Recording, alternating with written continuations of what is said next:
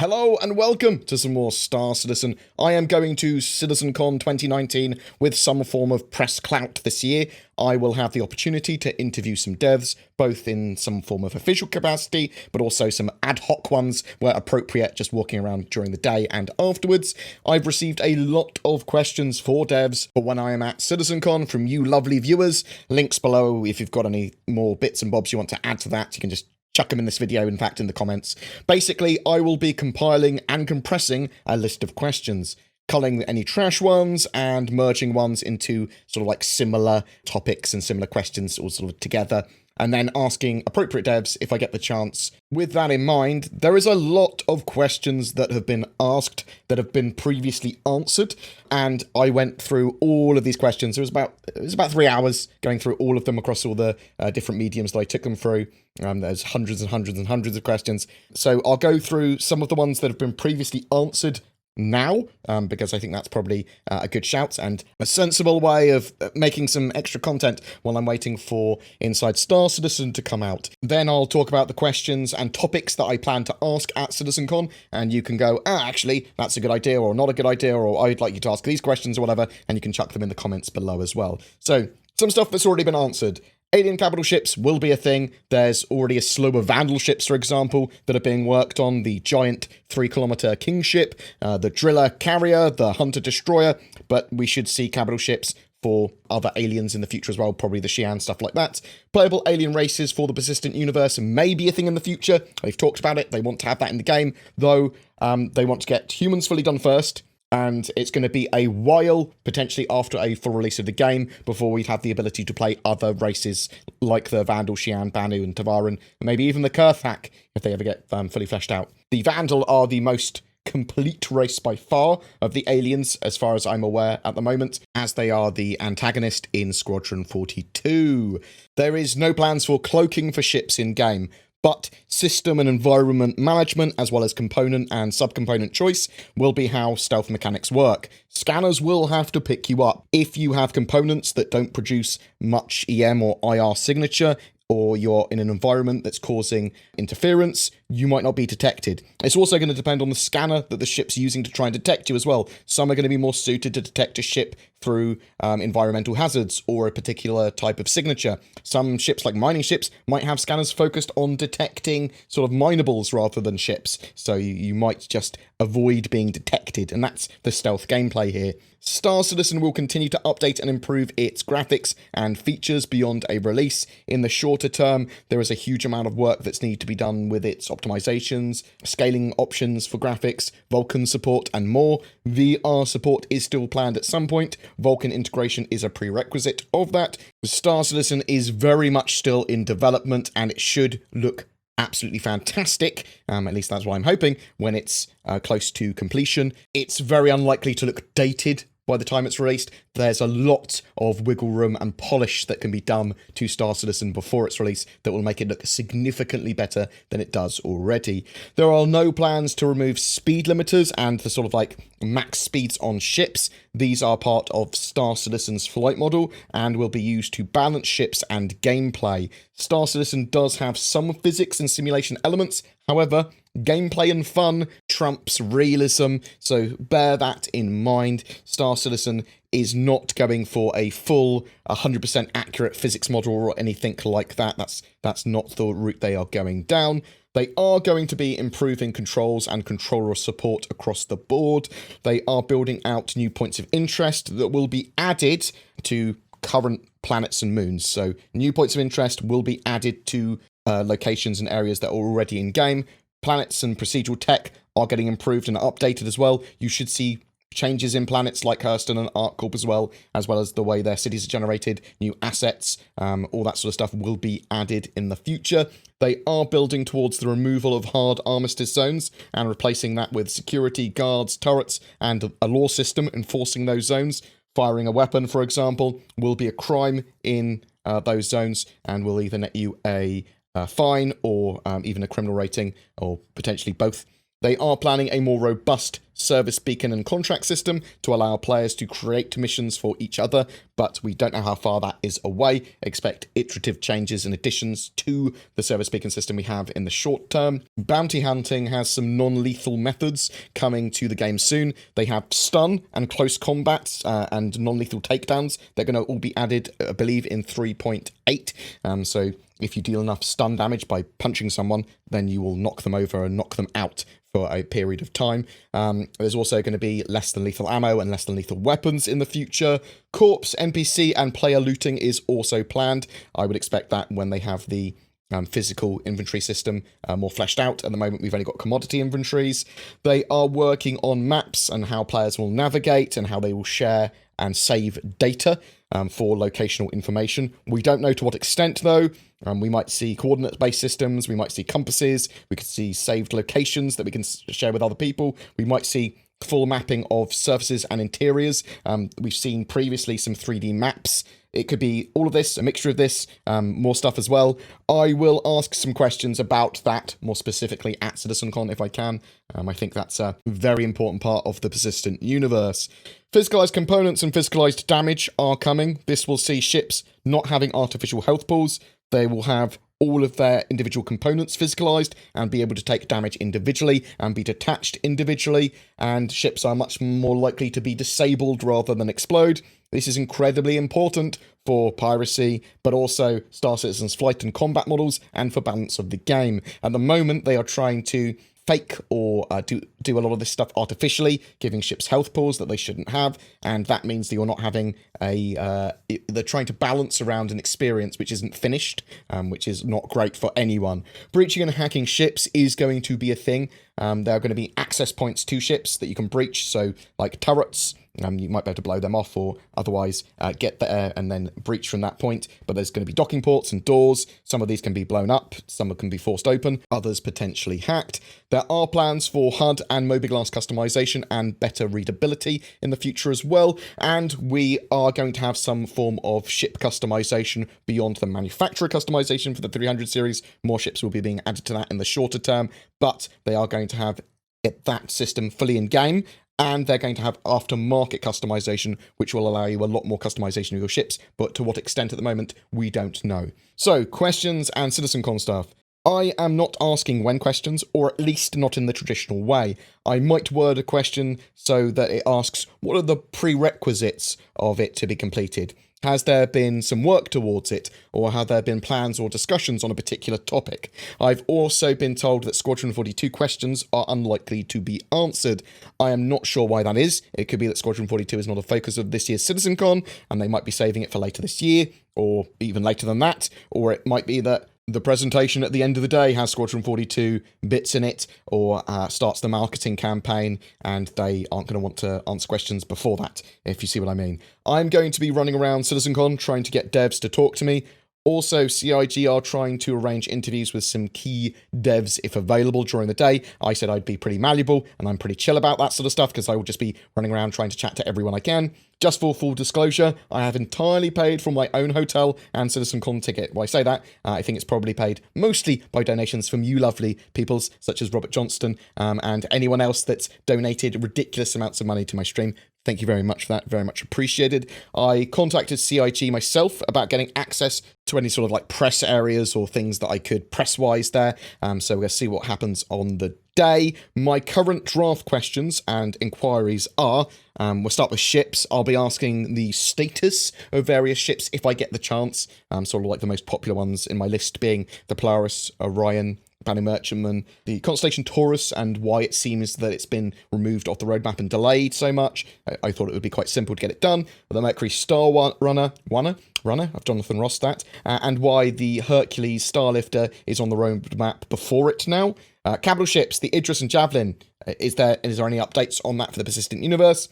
Is there an Anvil rover planned still, or is that not a thing? Will cruisers, battle cruisers, and other large classes of ship be a thing beyond what we already are aware of in-game?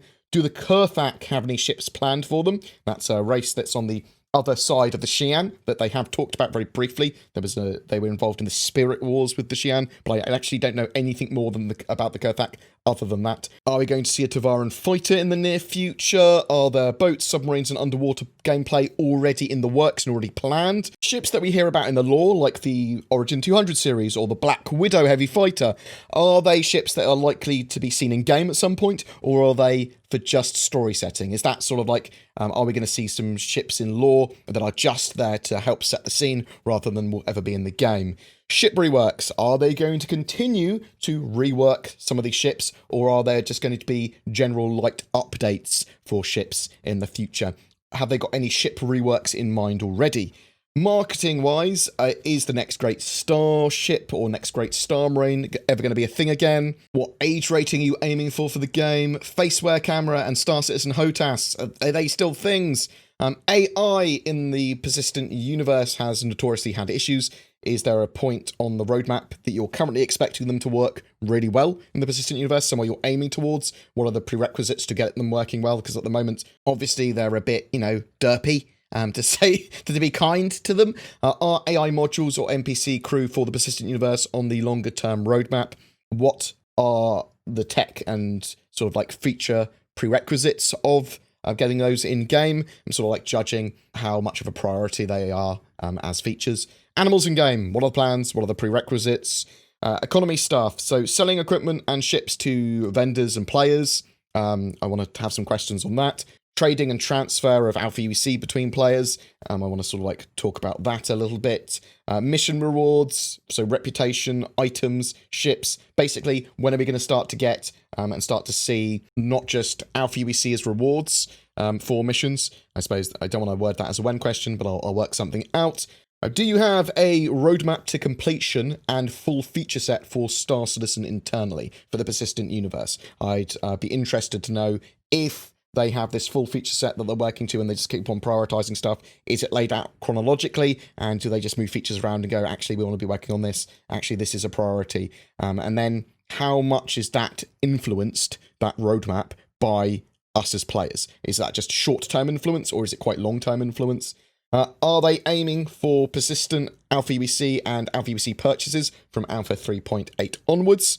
Gameplay area stuff, outposts and persistent player buildings. I want to have some questions about that. Player housing and hangars, I suppose, will sort of like cross over into that. Static weather and dynamic weather. At the end of 2018, they wanted to have land claim gameplay in, but it was reprioritized. Is that something that we're likely to sort of see over the next few patches? We know that CIG have been working on other planets and star systems. Is there anything more that they can tell us on that? There's a lot of sort of like miscellaneous just features in general. The flight model is probably one of the most important questions.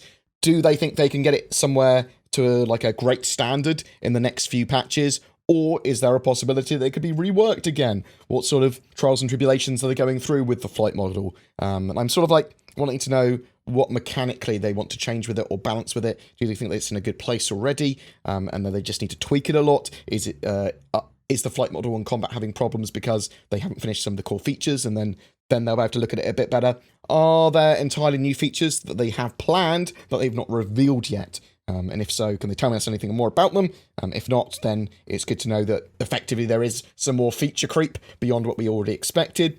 Is depressurization still going to be a thing? Or is it only going to be a thing in certain circumstances, or just for Squadron 42? Will quantum travel allow for ships to travel at their slowest speed so that they are all together? Otherwise, escorts over longer distances will become separated in quantum travel? Or is that actually part of quantum travel and quantum interdiction and traveling in space? Is that one of the risks? Are quantum travel times going to be revised? New jump points and wormholes, are they both going to be things? Are they planned to be a thing in the game at the moment, or are they just sort of like something they discussed previously? Are different sizes of ships going to be restricted by certain jump points?